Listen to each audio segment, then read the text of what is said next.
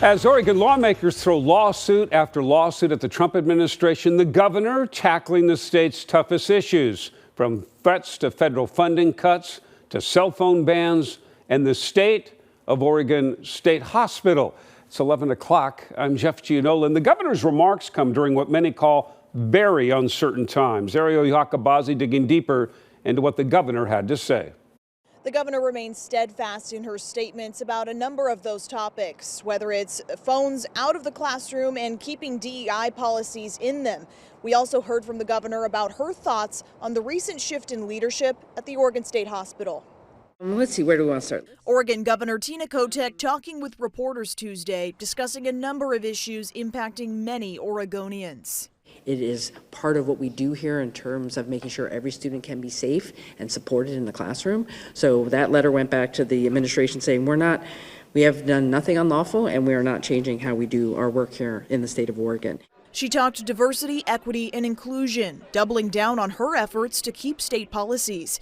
The US Department of Education recently sent a letter to schools giving them two options: cut DEI or don't get federal dollars. The Oregon Department of Education says last year they received nearly $2 billion in federal funds.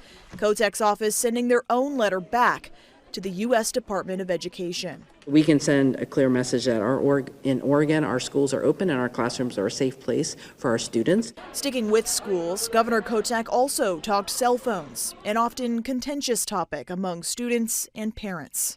Was very glad to see a strong bipartisan vote today on 2251, which is the cell phone ban for schools from bell to bell. I think that's the right thing to do. Aside from the federal fiasco, Kotek also discussed recent leadership changes at the Oregon State Hospital.